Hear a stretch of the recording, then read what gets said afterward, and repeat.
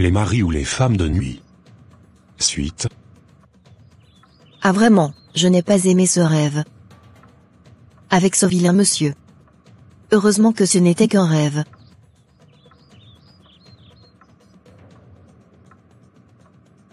Qu'est-ce que tu as, ma chérie? Je viens de faire un rêve bizarre dans lequel j'étais en couple avec un monsieur horrible. Le problème c'est que ça avait l'air si réel. C'est comme si ça s'était vraiment passé. On n'y fait pas attention. Ce n'était juste qu'un mauvais rêve. Bon, comme je te le disais. Je vais déménager. Je crois que si je continue à rester en colocation avec toi, on risque de détruire notre amitié. Vu qu'on n'arrive pas à s'entendre. Ok, ça marche. De toutes les façons, mon patron m'a déjà annoncé une augmentation de mon salaire. Je pourrais donc vivre seul sans être obligé de chercher une nouvelle colocataire.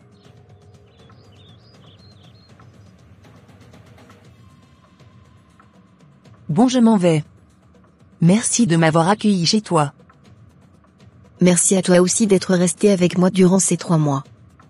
Je te demande encore pardon pour le dispute de l'autre fois. C'est déjà oublié.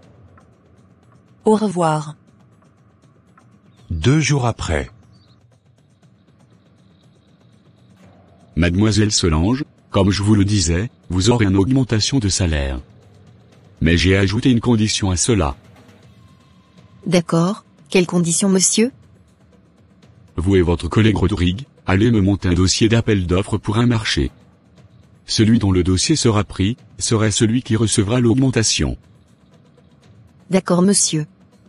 Donnez-moi les informations dont j'ai besoin. J'ai tellement plus d'expérience que Rodrigue. C'est presque ridicule de comparer mon travail au sien. Le patron même sait déjà que c'est moi qui serai prise. La majorité des marchés publics que cette entreprise a gagné, c'est moi qui les ai montés. Donc je n'ai pas peur. J'ai fini mon travail, je vais me coucher.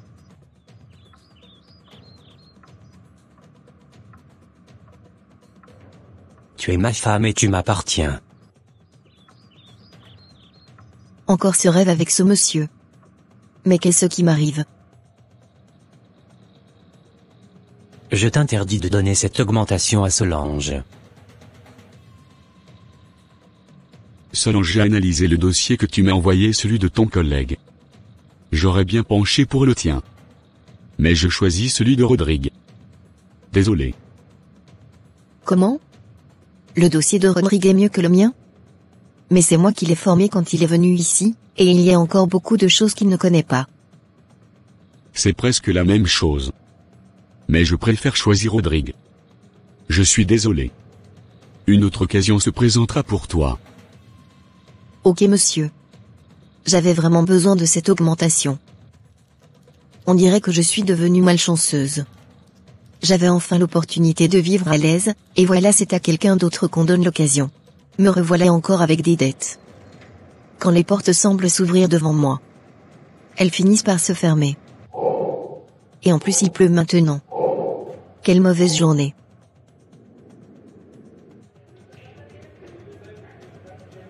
Voilà un peu ce qui m'arrive depuis un certain temps, chérie. Mais je ne voulais pas t'en parler. Je prévois aller vivre un temps chez mes parents. Pour me retrouver financièrement d'abord. Non ma chérie, ne t'inquiète pas. Moi je suis là pour t'aider. Et en plus je veux te dire que j'ai commencé à réfléchir à notre mariage. Je veux que tu deviennes ma femme. Est-ce que tu veux m'épouser, Solange?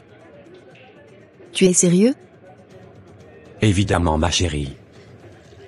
Oh oui oui, je le veux. Je suis tellement heureuse. Il faut informer tes parents, pour que je puisse venir leur demander ta main officiellement. D'accord chérie.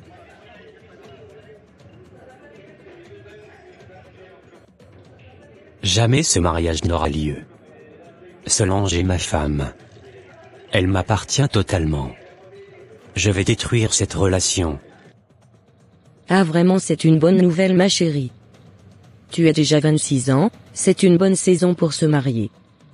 Ton père n'est pas à la maison, mais à son retour je lui en parlerai. Dis à ton fiancé de venir ici le samedi. D'accord maman. Je t'interdis de continuer à fréquenter Solange. Je t'ordonne de rompre votre relation.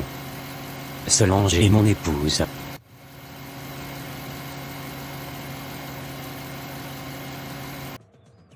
Ça fait plus de 3 semaines que tu as dit que tu irais voir mes parents, mais tu n'es toujours pas parti. Et j'ai l'impression que tu t'éloignes peu à peu de moi. Qu'est-ce que je t'ai fait? Vraiment, je ne sais pas ce qui m'arrive.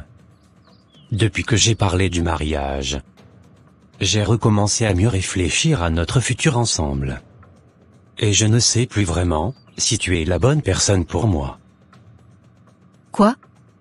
Mais qu'est-ce qui s'est passé? Toi et moi on ne s'est jamais disputé, on s'entend bien et on s'aime, qu'est-ce qui a changé du jour au lendemain? Rien n'a changé. Mais je préfère qu'on patiente encore un peu plus. Ok, je ne vais pas te mettre la pression. Solange. Je t'ai invité à manger parce que je voudrais te parler. D'accord, je t'écoute Marine. J'ai remarqué que tu te caches souvent dans les toilettes pour pleurer. Ça me touche et je voudrais savoir si je peux t'aider. Personne ne peut m'aider. Je n'ai plus vraiment la joie de vivre depuis quelques mois. J'ai constamment du mal à payer mon loyer. Mais en plus mon fiancé qui m'aidait et voulait m'épouser a fini par s'éloigner de moi, alors qu'on n'a eu aucun problème. C'est comme s'il y a une marque sur moi. Mais si je suis si triste c'est parce que je souffre de la rupture avec mon fiancé. Oh vraiment, je compatis à ta souffrance. Le Seigneur Jésus a dit venez à moi, vous tous qui êtes fatigués et chargés et je vous donnerai du repos. Si tu manques d'amour, Dieu est là pour te couvrir de son amour, et te donner une joie qui ne dépend pas des choses que tu as ou pas. Une joie surnaturelle. C'est avec la force de Dieu que j'ai surmonté toutes mes difficultés. J'avais envie de me suicider quand on m'a parlé de Dieu. Et quand j'ai donné ma vie à Jésus, je ne sais pas d'où la joie est venue, mais depuis ce jour je suis tout le temps heureuse, même lorsque j'ai des problèmes graves.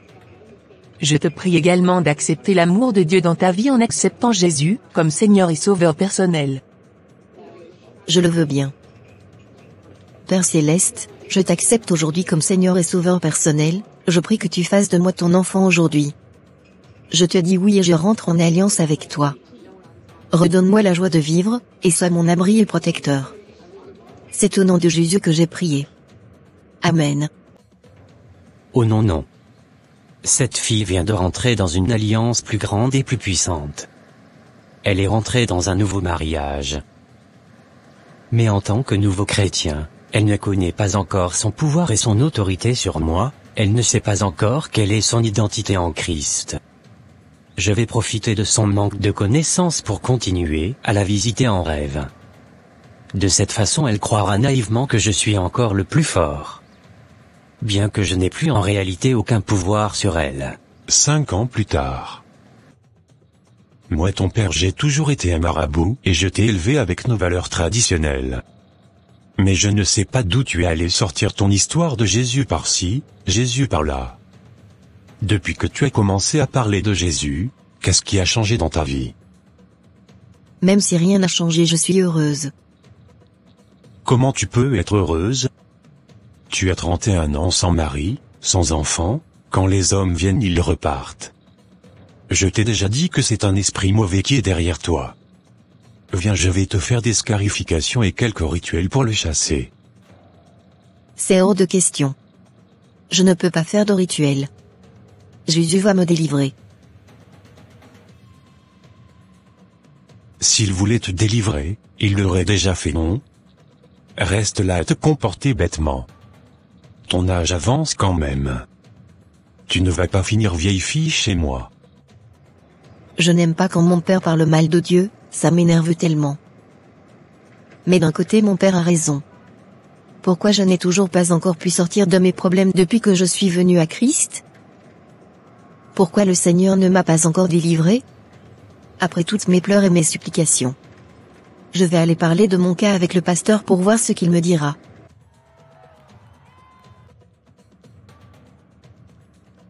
Donc il y a un esprit impur, qui te visite les nuits?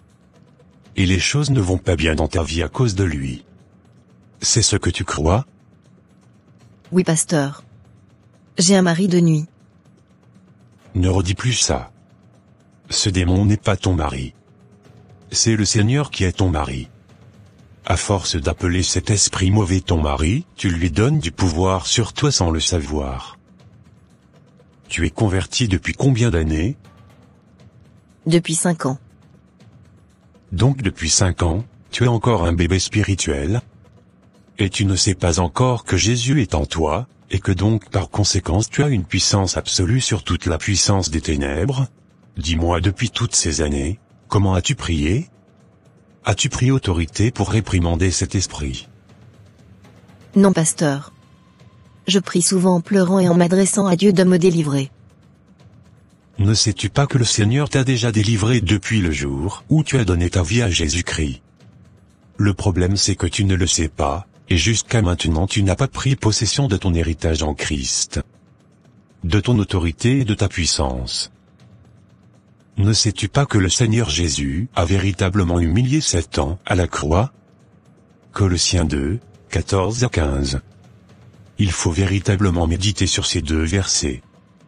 Comprends également que tu as tout pouvoir sur Satan et ses démons, tu as le pouvoir de marcher sur les serpents et les scorpions. Moi je ne vais pas prier pour toi. Médite bien sur ton identité en Christ. Il faut que tu sois pleinement consciente que le Dieu qui a créé le ciel et la terre habite en toi. Tu n'es pas n'importe qui. Tu es le temple du Saint-Esprit. Lorsque tu seras consciente de toutes ces vérités, lève-toi avec autorité pour chasser cet esprit mauvais qui n'a aucun droit sur toi. En donnant ta vie à Jésus. C'est un mariage que tu as fait avec Dieu.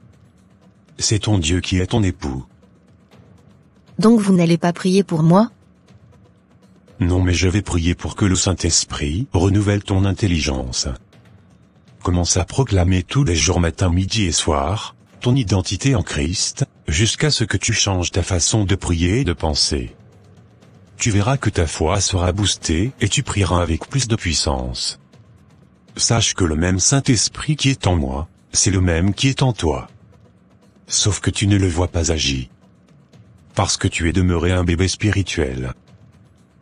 Je suis en train de comprendre ce que vous m'expliquez, pasteur. Merci de m'avoir reçu.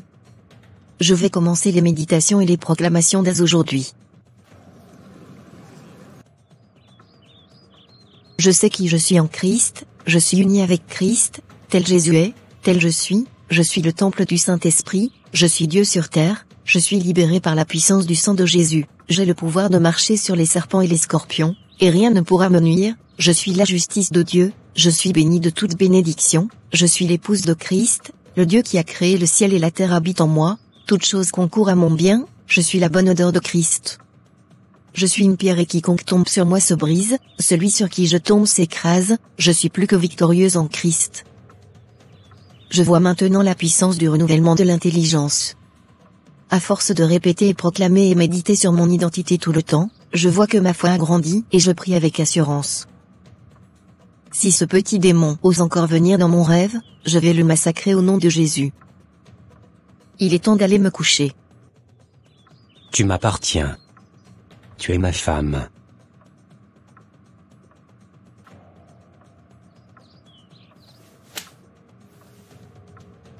Tu n'es qu'un menteur et un manipulateur, Satan. Je suis l'épouse de Christ, et je suis le temple du Saint-Esprit. Tu n'as aucun droit sur moi, il n'y a plus aucune alliance entre toi et moi. Sors de ma vie, petit démon, et ne reviens plus jamais.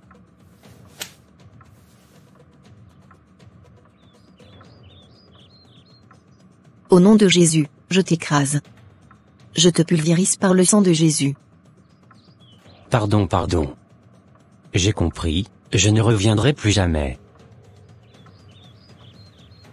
Waouh! Quel beau rêve! Merci Seigneur Jésus pour la victoire que tu m'as donnée. Pardonne-moi Solange de t'avoir abandonné sans raison. Je ne sais pas ce qui m'était arrivé. Depuis toutes ces années, aucune de mes relations n'ont abouti. Je reviens vers toi, pour te dire que je suis désolé et que je te veux toujours pour femme. Ce n'était pas ta faute. Je te pardonne. Et oui, j'accepte. Donc tu te maries dans un mois?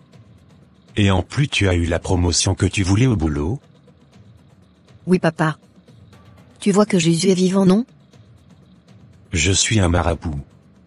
Mais je reconnais ce soir, que Jésus est vraiment fidèle, et il n'oublie pas ceux qui se confient en lui. Ton Dieu est vraiment vivant, ma fille. Je ne parlerai plus jamais mal de Dieu. Si tu es véritablement en Christ et que tu es oppressé par les esprits des eaux, rappelle-leur par la foi, l'autorité et la puissance que tu as plus grande qu'eux. Renouvelle ton intelligence et marche dans la victoire que Jésus t'a déjà donnée à la croix. N'oublie pas ceci, tu es déjà libre. Ne te laisse pas influencer.